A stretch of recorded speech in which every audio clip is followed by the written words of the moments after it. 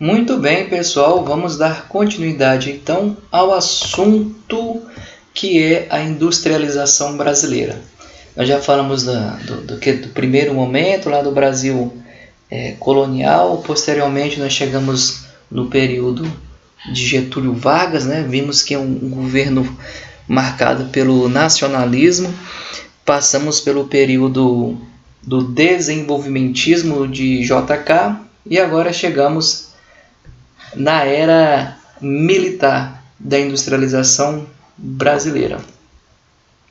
Essa era militar, ela pode ser chamada de milagre econômico, mas esse milagre econômico ocorreu de maneira mais específica de 1969 a 1973, tá? Isso aqui é só para poder delimitar mesmo o tempo aí, os anos que ocorreram o chamado milagre econômico. Mas geralmente, dependendo da literatura que você está utilizando, essa era militar é conhecida assim como o milagre econômico brasileiro.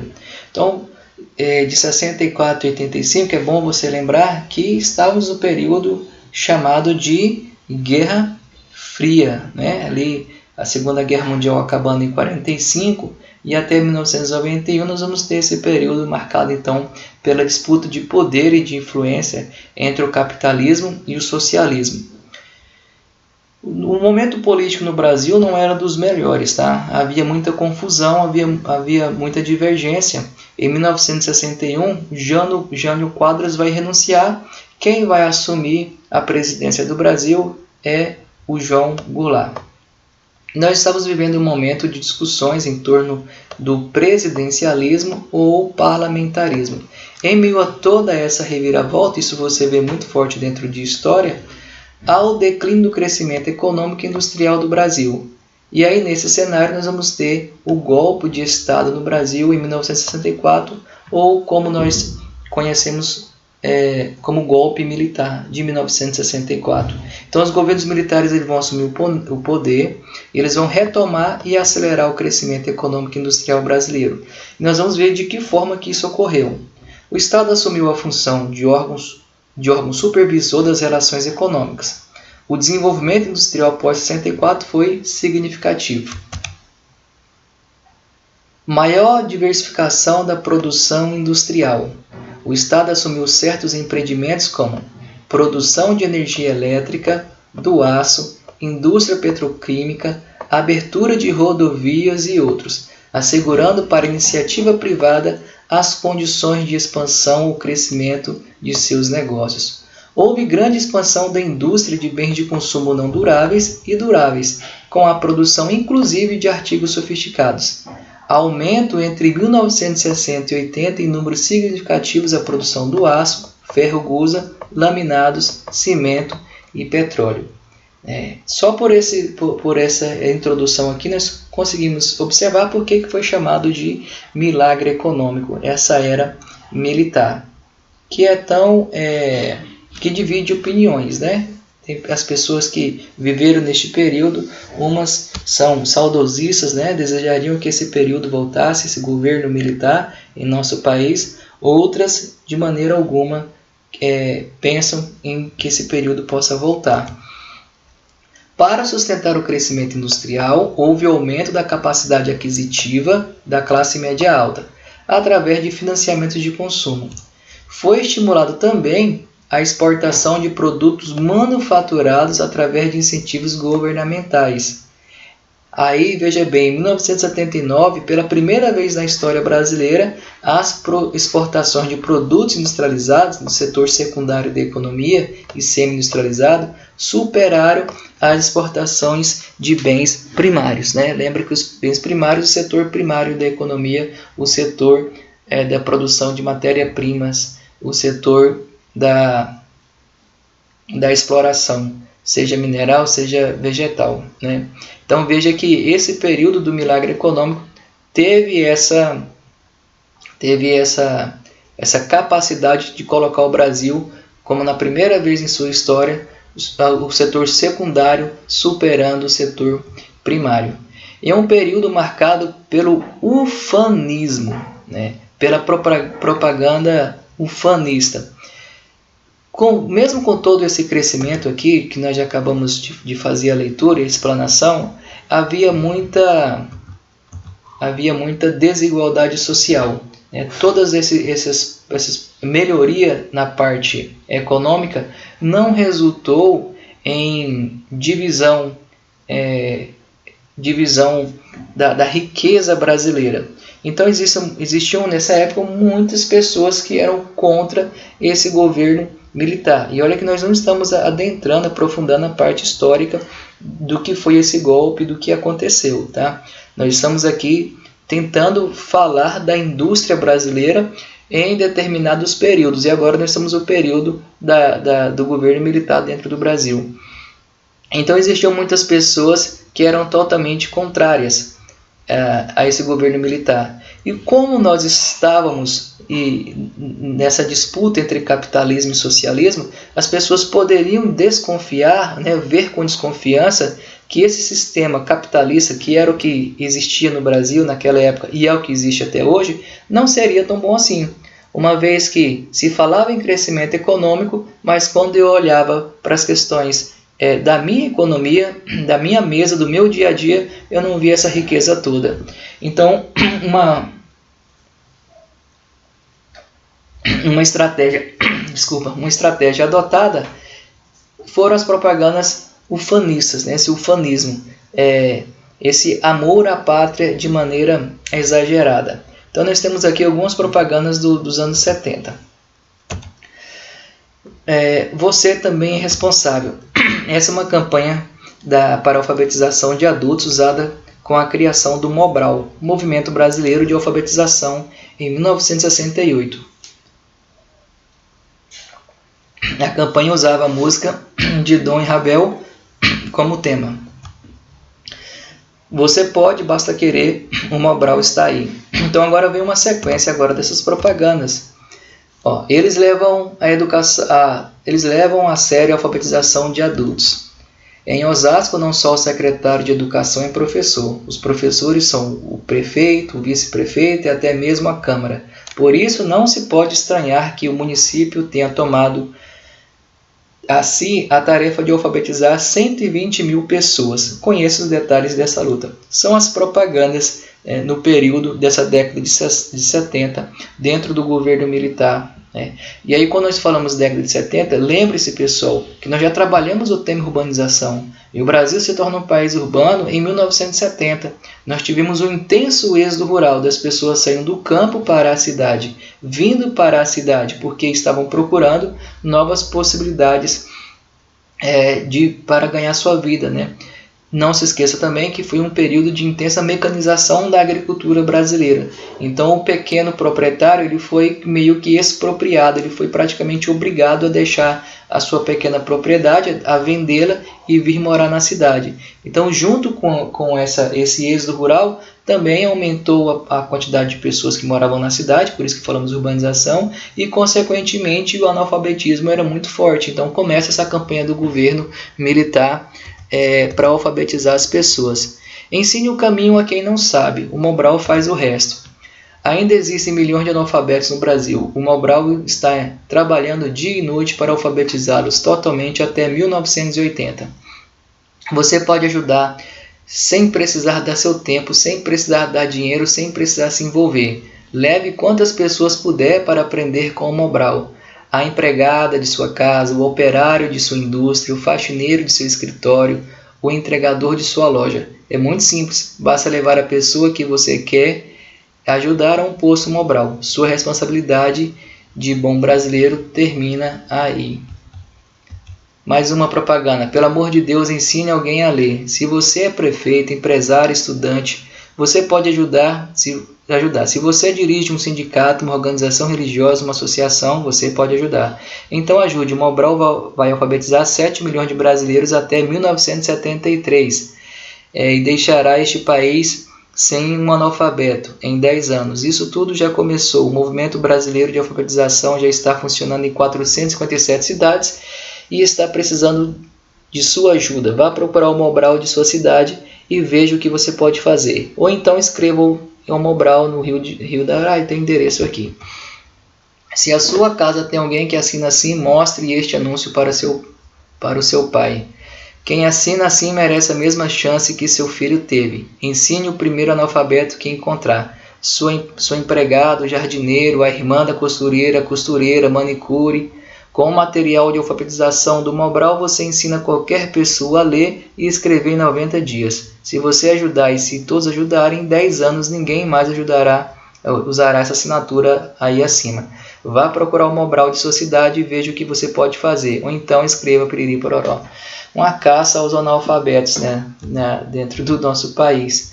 O Mobral faz mais do que ensinar a ler e escrever. A alfabetização funcional, tal. Ganhe 30 cruzeiros informando o nome e endereço de um analfabeto maior de 14 anos e menor de 50 residente nessa cidade. Mobral de Andradina. Mais uma aqui. Ajude o Mobral com segundas intenções. Isso aqui é bem interessante, pessoal. O que está dizendo aqui? Deixa eu voltar aqui. Todo analfabeto é pobre. Consome pouco. Compra pouco. Jamais o analfabeto será um bom cliente da sua empresa. Você, como empresário, já deve ter percebido onde vamos chegar. Ajude o Mobral para ajudar a sua empresa. Pelos seus lucros futuros, ajudar o Mobral traz outras compensações. Pessoalmente, você tem a oportunidade de conviver com os líderes da sua cidade, a começar pelo prefeito, profissionais liberais, comerciantes, industriais. E isso é importante para você e para seu negócio. Ajudando o Mobral, você reforça a boa imagem de sua empresa de maneira mais prática, direta e simpática do que 1000 coquetéis ou notinhas de viagem à Europa. No fim das contas, como você depende do progresso do país para crescer, quem sai ganhando é você mesmo. Ajude o Mobral da sua cidade com trabalho, sendo recrutador, professor, monitor ou colaborando nos serviços da secretaria, material, cadernos, livros, bancos, lampiões, lousas, tudo o que for útil para as aulas, recursos, através de qualquer importância. Então as propagandas, aqui é um áudio, não vai dar para colocar para vocês, se fosse presencialmente daria, né? Depois eu posso disponibilizar o link. Todas as propagandas aí para deixar o país um pouco mais alfabetizado. Mais uma propaganda ufanista. Ninguém mais segura este país. Lembre-se que uma nação é feita de símbolos, né? E os símbolos, quando eles não existem por si só, eles são criados, né? Então, era necessário, neste momento aqui do governo militar, mostrar para a população que o sistema vigente, que era o capitalismo, que atualmente é o capitalismo, era muito bom e que o Brasil estava progredindo economicamente. Criado para a Semana da Pátria em 1970, logo após o Brasil ter conquistado o tricampeonato de futebol. E aí você sabe como o futebol já foi e é utilizado, né? Por vezes até se confunde na cabeça de algumas pessoas essa questão do sentimento do patriotismo, né? O sentimento nacionalista. As emissoras de TV, uma em especial, utiliza bastante esse argumento, né? Essa imagem de vestir o uniforme da seleção brasileira e ir para o estádio como se isso fosse o maior ato de patriotismo que pudesse existir.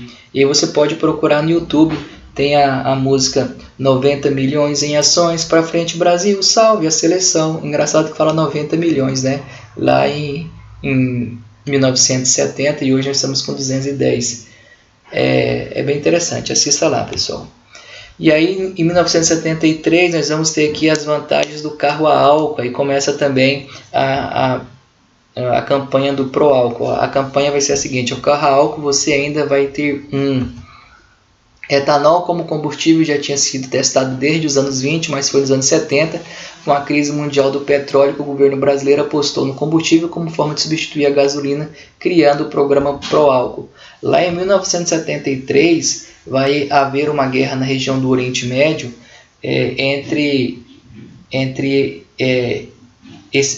o mundo árabe e os judeus em específico. A guerra vai ser chamada de Yom Kippur, é o dia do perdão, onde os árabes fazem um ataque a Israel no dia do perdão, entendendo que Israel, todo mundo estaria, né, como feriado, estaria em suas casas, mas Israel sempre estava de prontidão e Israel acaba vencendo mais essa batalha mais esse conflito aí com os árabes. E aí, como o mundo apoiou o Israel, quando eu falo mundo ocidental, principalmente os Estados Unidos, apoiaram Israel, em retaliação, o mundo árabe deixa de exportar petróleo, ou diminui, na verdade, melhor falar aqui, diminui a exportação de petróleo para diversos países. E aí vem a lei da oferta e da procura, né? Existe muita procura pelo petróleo, existia pouca oferta porque eles diminuíram a exportação, o preço do petróleo triplicou, quadriplicou. Então todos os países que estavam alinhados ao pensamento dos Estados Unidos e apoiaram Israel sofreram as consequências. E o governo brasileiro então sai com essa propaganda, sai com esse programa do Proálcool para poder ter um combustível que não fosse um combustível fóssil, que não dependesse dessas exportações. Era para ser barato, né? Mas nós moramos no Brasil, sabemos que em comparação ao metanol e a gasolina a diferença é muito pouca. O primeiro carro a álcool no Brasil foi lançado em 1978, era um Fiat 147, mas as outras montadoras já tinham fábricas por aqui. Volkswagen, General Motors, Ford também desenvolveram suas versões de motores a álcool para seus veículos mais populares. Mais uma propaganda ufanista, o Brasil, um país que vai para frente. Tem uma musiquinha bem legal também no YouTube sobre isso aqui. Esse slogan gerou uma música que era cantada nas escolas, principalmente nos desfiles de fanfarra de 7 de setembro, e também foi gravada pelo Conjuntos Incríveis e até pelo Silvio Santos. Dizem que um programa dos Trapalhões foi tirado do ar na época porque eles cantaram essa música marchando para trás as críticas que existiam na época a esse governo militar, né? Você pode conversar com pessoas que viveram nessa época, que eles vão lembrar dessas propagandas, desse slogan, desse movimento ufanista, tá, pessoal? Brasil, ame ou deixe. Isso aqui é o mais emblemático, né? Pense aí, nem vou subir outro slide. Pense o que significa Brasil, ame ou deixe. Você estava no governo militar. Você tinha grandes desigualdades sociais, como existe hoje também. O slogan mais conhecido de todos, apesar de sua conotação autoritária, significava praticamente aceite o regime ou será perseguido. Segundo os historiadores, foi também o mais divulgado e mais lembrado por quem viveu aqueles anos. O Brasil é feito por nós, campanha para o Dia da Pátria no final dos anos 70. Então nós tivemos aí, neste período do governo militar, propagandas ufanistas. Inicialmente um grande crescimento econômico. Agora nós vamos aprofundar no milagre econômico. Qual foi a origem? Qual é o programa que instituiu o milagre econômico? De onde veio o dinheiro para financiar esse crescimento econômico que houve no Brasil? Quais foram as obras que o governo militar empreendeu no nosso país para poder mostrar para o mundo e mostrar para os brasileiros que esse governo militar era bom e que o Brasil estava crescendo, tá? Então agora nós vamos aprofundar. A origem do milagre econômico. Foi criada através do Programa de Ação Econômica do Governo, PAEG, Programa de Ação Econômica do Governo, na gestão do presidente Castelo Branco, em 1964 a 1967. Previa incentivos às exportações, abertura ao capital exterior, e isso aqui, né, veio desde o governo de JK, essa abertura ao capital exterior, o FMI, né, o endividamento do Brasil também já vem desde JK, bem como reforma nas áreas fiscal, tributária e financeira. Durante o milagre econômico, o PIB alcançou 11,1%. Não precisa decorar 11,1% não, basta você lembrar que foi mais de 10%. Por que eu estou dizendo isso? Porque algumas literaturas colocam 12%. Mas o fato é que no governo militar, no período chamado de milagre econômico, o crescimento econômico do Brasil, né, o produto interno bruto cresceu mais de 10% ao ano, e isso é um crescimento de país de primeiro mundo, pessoal. Para centralizar as decisões econômicas foi criado o Banco Central. Para favorecer o crédito e resolver o déficit habitacional, o governo instituiu o Sistema Financeiro Habitacional, formado pelo Banco Nacional de Habitação e a Caixa Econômica Federal. Um pouquinho da história aí, ó. Agora, de onde veio esse dinheiro para poder fazer todos esse financiamento e todas as obras que foram feitas? A principal fonte de recursos para o sistema habitacional viria do Fundo de Garantia do Tempo de Serviço, que é o FGTS. Este imposto, criado em 1966, era descontado do trabalhador, e é até hoje, né, pessoal? E foi usado para estimular a construção civil. Também se favoreceu a criação de bancos para estimular o mercado de capitais e a abertura de crédito para o consumidor, melhorando, entre outros, o desempenho da indústria de automóvel. Além disso, nada mais que 274 estatais, como a Telebrás, a Embratel, a Infraero, foram abertas neste período. Quando fala aqui, para estimular a construção civil, dá para fazermos outra associação, pessoal. A quantidade de pessoas que foram empregadas na construção civil. Um período que a nossa mão de obra não era qualificada, né? Agora há pouco nós vimos sobre a questão da propaganda do Mobral. Precisava-se de empregar as pessoas que estavam saindo do campo para a cidade, precisava de mostrar para os outros países e para os moradores do Brasil que o governo militar era bom e que o capitalismo também era bom. Então, a construção civil não necessita, no geral, de uma mão de obra tão qualificada assim, né? Então, essas pessoas foram empregadas aí nas várias obras faraônicas que foram criadas nesse período do governo militar. Na época, o ministro da Fazenda, Delfim Neto, tem essa frase sensacional: justificou essas medidas como fundamentais para impulsionar o crescimento do país. Olha o que ele dizia, pessoal. Olha a metáfora que ele utilizou. Que primeiro você faz o bolo crescer para depois você dividir, para depois você repartir. Quando era questionado a questão das desigualdades sociais que existiam dentro do Brasil, né? Então, qual que é a medida a ser tomada, qual é a medida a ser adotada? Não, primeiro nós vamos fazer esse bolo crescer para depois dividir. E aí nós que somos brasileiros, o que você me diz? Esse bolo foi repartido? Né? A economia cresceu e esse bolo foi repartido? Nós sabemos que não, né? O Brasil é um país muitíssimo desigual.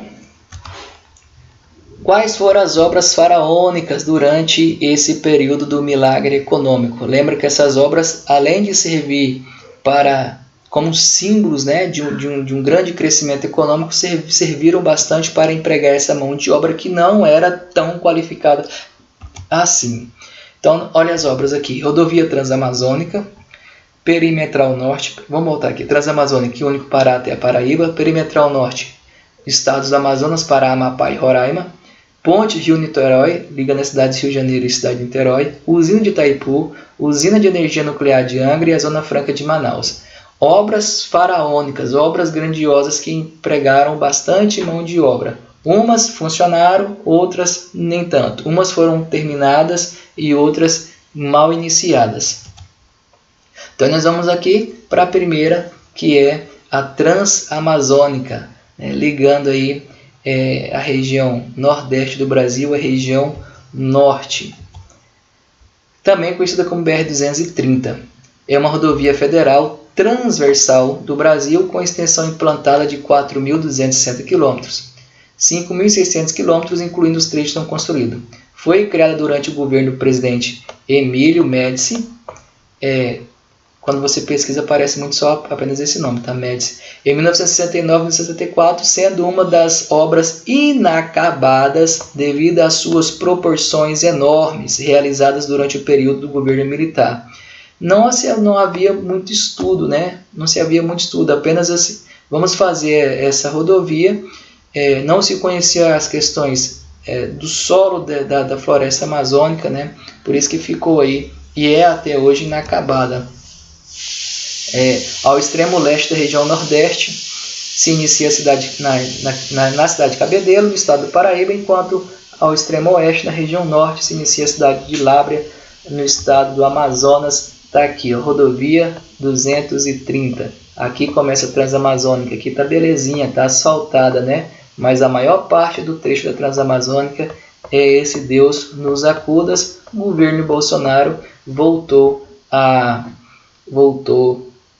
e aí, coincidência ou não, né, o governo do Bolsonaro voltou agora a terminar, né, as obras na Transamazônica. Tomara que termine, né, que vai trazer um benefício, um ganho econômico, um ganho social para as pessoas que moram nessa região. Mas no geral a Transamazônica é assim, se você for pesquisar na internet e no YouTube vai aparecer um monte de imagens e vídeos que mostram essa situação lastimável dessa rodovia que foi uma obra faraônica do governo militar. Aqui tem a perimetral norte, né, ligando os estados do Amapá, do Pará, Roraima. Veja bem, a BR-210 Amapá, projeto ligaria, né, já está no passado, o Amapá aos países da América do Sul, também conhecida como Perimetral Norte. A rodovia que ligaria o estado com o resto da Amazônia e com os países da América do Sul foi iniciada há 43 anos. A construção da rodovia fazia parte de um plano de integração nacional do regime militar instaurado em 73, que, segundo historiadores, também foi responsável pela destruição de várias tribos indígenas Ayampi, do Amapá e do Pará durante as obras. O projeto parou em 1977 e nunca foi retomado. Atualmente, a Perimetral Norte tem cerca de 500 km, sendo que menos de 150 é asfaltado. O Departamento Nacional de Infraestrutura e Transporte, DENIT, informou que fará um levantamento para saber quanto custa terminar o projeto no estado. A estimativa é que esteja em 1 bilhão. É meio descrente, né, imaginar que eles vão terminar essa obra.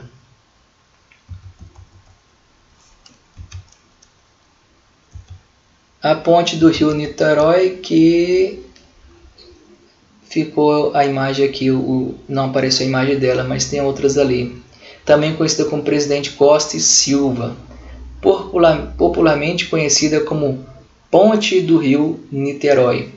É uma ponte que atravessa a Baía de Guanabara, no estado do Rio de Janeiro, no Brasil. Seu nome é em homenagem a Arthur da Costa da Silva, presidente durante a ditadura militar brasileira, que deu a ordem para a construção da estrutura, como se não fosse obrigação de quem está no governo fazer obras de infraestrutura. Por que serem homenageados? Por que não colocar nome das pessoas que são importantes para aquela região, que ajudaram a desbravar, que ajudaram a formar, né? Para que homenagear, para que colocar nome de monumentos de governadores, presidentes, vereadores e assim vai. Vamos homenagear aquele João e aquela Maria, aquele Antônio, né? Aquela Dona Teresa, aquelas pessoas que ajudaram a fazer aquele local.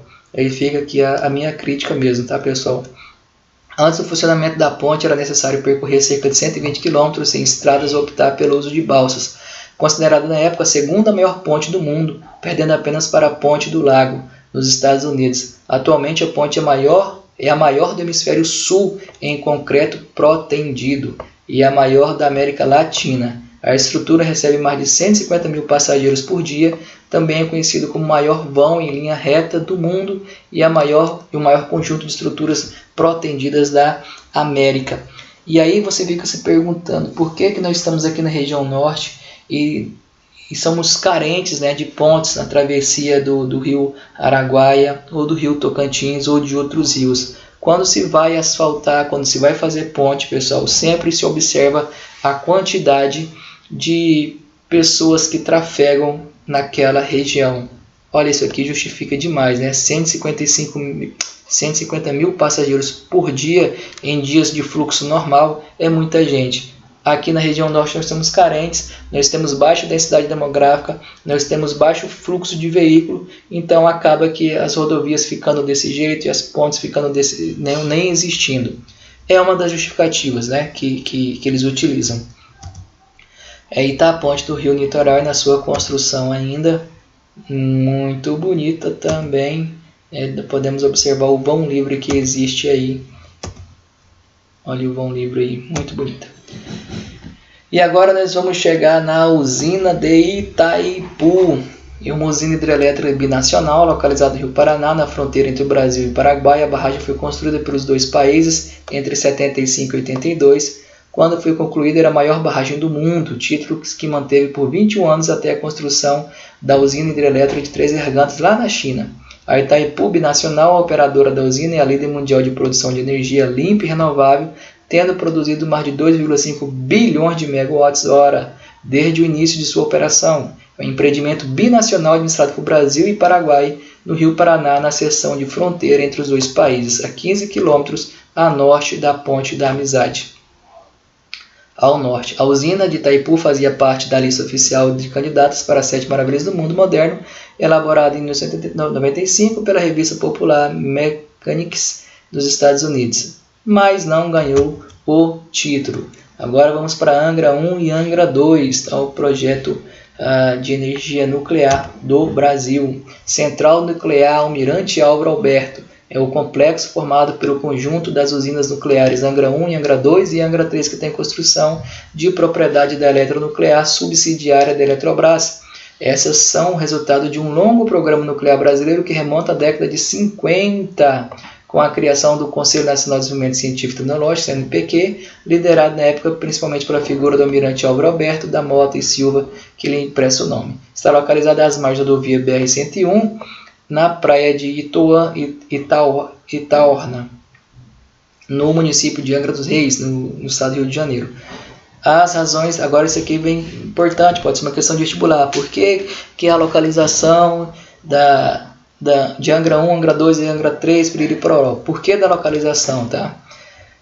Porque estão próximos dos 3 principais centros de carga do sistema elétrico brasileiro, São Paulo, Belo Horizonte e Rio de Janeiro. A necessária proximidade do mar e a facilidade do acesso para os componentes pesados. As usinas operam normalmente a plena capacidade, ou seja, em 100% do tempo, sendo desligadas uma vez por ano para recarregar o reator. Agora vamos à Zona Franca de Manaus, que não tem imagem aqui, era para ter na Zona Franca de Manaus. Zona Franca de Manaus, o Polo Industrial de Manaus é um parque industrial brasileiro localizado na cidade de Manaus, capital do estado do Amazonas. O Polo Industrial de Manaus é administrado pela SUFRAMA, que é a Superintendência da Zona Franca de Manaus, e abriga na atualidade 600 indústrias especialmente concentradas no setor de televisão, informática e motocicleta. Nos últimos anos, o Polo recebeu um novo impulso com investimentos fiscais para a implantação tecnológica de TV digital no Brasil. A Zona Franca de Manaus compreende 3 polos econômicos, comercial, industrial e agronegócio. O primeiro teve maior ascensão até o final da década de 80, quando o Brasil adotava o regime de economia fechada. A indústria é considerada a base da sustentação da Zona Franca de Manaus. O Polo Industrial de Manaus possui aproximadamente 600 indústrias de alta tecnologia, gerando mais de 500 mil de empregos diretos e indiretos, principalmente nos segmentos de eletroeletrônicos, duas rodas e químico. Entre os produtos fabricados destacam os aparelhos celulares, áudio e vídeo, televisores, motocicletas concentrados para refrigerante, entre outros. O polo agropecuário abriga projetos voltados à atividade de produção de alimentos, agroindústria, piscicultura, turismo, beleza, investimento madeira, entre outras.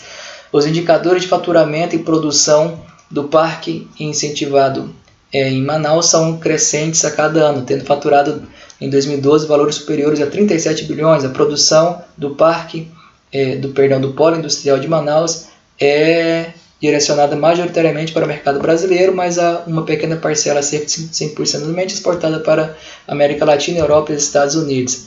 As indústrias lá na Zona Franca, quais são os benefícios, pessoal, da indústria se instalar na Zona Franca de Manaus? Isenção do imposto de importação, que permite que empresas atuem como montadoras usando tecnologia internacional. Isenção de impostos de exportação. Isenção de impostos sobre produtos industrializados. Desconto parcial fornecido pelo governo estadual do imposto de circulação de mercadorias e serviços. Isenção por 10 anos fornecido pelo município de IPTU da taxa de licença para o funcionamento e taxa de serviço de limpeza e conservação pública. Aí você deve pensar assim, então, para Manaus não há benefício nenhum, porque ele só dá isenção, mas mais na frente você vai ver que é bom para a região, tá? Contudo, mesmo com incentivos fiscais, o polo é uma importante e crescente fonte de arrecadação pública. Veja só, em 2006 o Estado arrecadou das empresas do polo 3,6 bilhões, com aumento de 71% em relação a 2002. O governo federal arrecadou 6 bilhões. Quais são as vantagens para as empresas se instalarem na Zona Franca de Manaus? Desenvolvimento comercial e econômico da região, mercadorias beneficiadas com incentivos fiscais, taxas alfandegárias reduzidas, beneficiamentos para as empresas e indústrias, geração de emprego e renda. Desvantagem: esgotamento econômico, altos gastos do poder público, dificuldades de escoamento de produtos, e está aqui a Amazônia Ocidental, tá? Professor, mas o Brasil está todinho no hemisfério ocidental, tá? Mas eu posso estipular uma área, imaginar um recorte vertical nela e estipular onde está o leste, onde está o oeste, ou seja, onde está a porção oriental e onde está a porção ocidental. Por exemplo, essa porção leste aqui do Brasil é a porção mais oriental do Brasil e aqui é a porção mais ocidental, tá? O nosso próprio estado do Tocantins aqui eu posso fazer uma divisão, dividindo ele em porção oriental e ocidental, tá? E esse é o selo que você deve ter aí, né, no celular, no televisor, batedeira, micro-ondas. Pode procurar aí na sua casa que você vai encontrar. Produzido Polo Industrial de Manaus, conheça a Amazônia. Então veja bem, essas obras faraônicas, pessoal. O recurso para essas obras foram obtidos por meio de empréstimos internacionais que levaram a uma dívida externa. Por enquanto nós estamos no milagre econômico. O nosso próximo assunto vai ser a década perdida, porque o Brasil contraiu muito dinheiro emprestado. Professor, tem problema pegar dinheiro emprestado? Igual, professor, tem um cartão de crédito. Tem problema gastar dinheiro no cartão de crédito? Não tem problema nenhum. Se o seu limite é de 10 mil, você pode gastar os 10 mil do cartão de crédito, desde que você tenha recurso para pagar. O problema do empréstimo, ou de um cartão de crédito, ou do empréstimo do FMI, é quando você pega um dinheiro sem ter nenhuma possibilidade de pagar. Foi o que aconteceu durante o governo militar, que pegou quantias exacerbadas, quantias estratosféricas de dinheiro sem pensar em como pagar. O financiamento internacional também foi empregado para alavancar projetos de mineração, como o da usina de Carajás e Trombetas, ambas no Pará. Receberam recursos internacionais das indústrias de bens de consumo, máquina, equipamentos, farmacêutica e agricultura.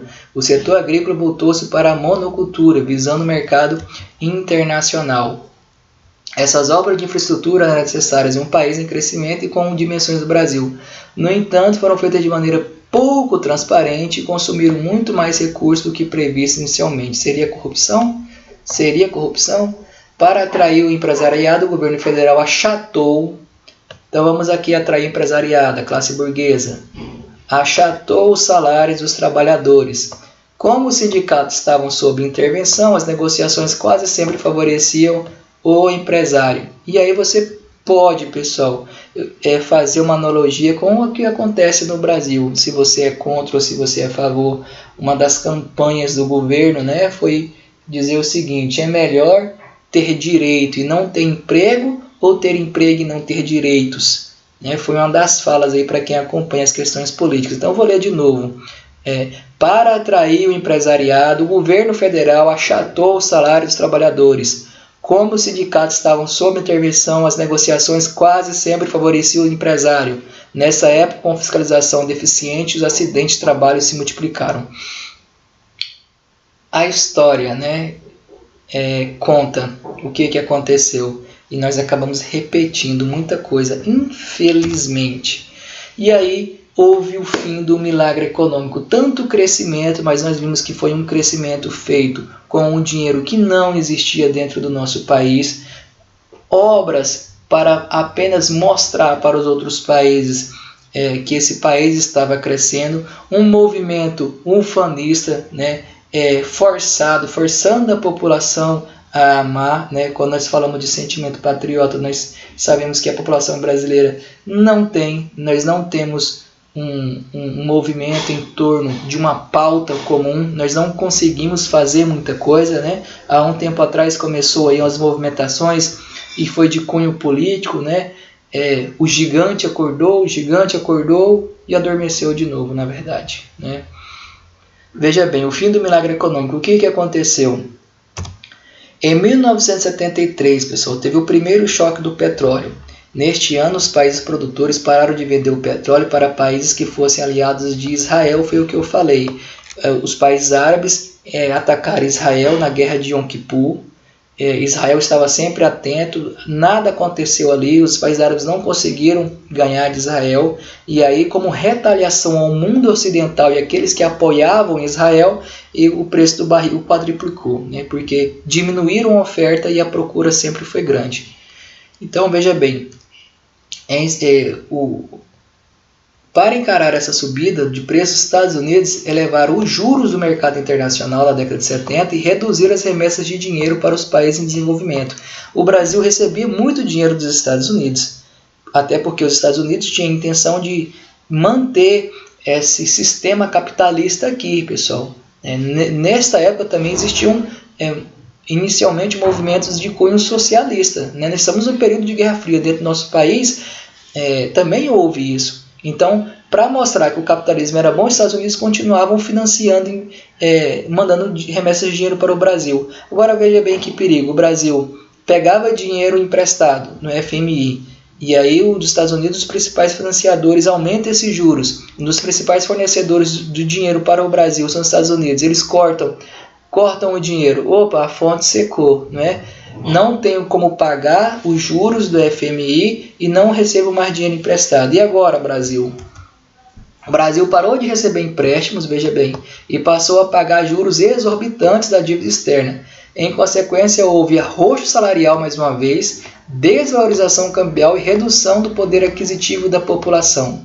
O salário mínimo chegou ao menor valor da história, ficando abaixo de $100, resultando em aumento da pobreza e da miséria. A política econômica privilegiou as exportações e impôs pesados encargos às importações. A estratégia resultou no sucateamento das indústrias nacionais, porque o setor industrial não podia mais importar máquinas e modernizar as fábricas, As fábricas se tornaram obsoletas e perderam competitividade. Então, o fim do milagre econômico está diretamente associado a esse primeiro choque do petróleo, a crise do petróleo lá em 1973, assunto esse que você vai estudar no seu terceiro ano do ensino médio, tá? Quando falar sobre essa briga entre Israel e o mundo árabe, entre judeus e palestinos. Quais foram os pontos positivos e negativos do milagre econômico? Vamos lá, ponto positivo. Construção de obras importantes, como a Rio-Niterói e a usina de Itaipu. Aí a Transamazônica, nós vimos que não terminou, a Perimetral Norte também não terminou, a Angra 1 e 2, A3 não terminou. A aceleração da industrialização. Aí tem o Polo de Manaus, que é importante também, Aceleração da industrialização. Incentiva a indústria da construção civil com a criação de sistema financeiro habitacional. 3 pontos positivos aqui. Pontos negativos, pessoal. Aumento da pobreza, aumento da inflação, redução do poder aquisitivo do trabalhador pobre, investimento mínimo em saúde, educação e previdência social. Talvez se tivesse tido uma preocupação inicial desse país de investir em educação, no cenário seria totalmente outro, Desvalorização da moeda brasileira frente ao dólar, aumento da dívida externa, corrupção e favorecimento de empreiteiras ligadas ao governo, dependência de empréstimos do exterior, principalmente dos Estados Unidos. Quem tiver conhecimento com pessoas que viveram essa época do governo militar, converse, mas não converse com fins políticos, converse com finalidade de entender o período de industrialização do Brasil, que esse é o nosso papel aqui nesta etapa. Próximo assunto nosso será a década perdida, porque tudo o que aconteceu aqui, nesse milagre econômico da era militar, vai reverberar, quer dizer, vai refletir posteriormente no período chamado de década perdida. Até a próxima, pessoal.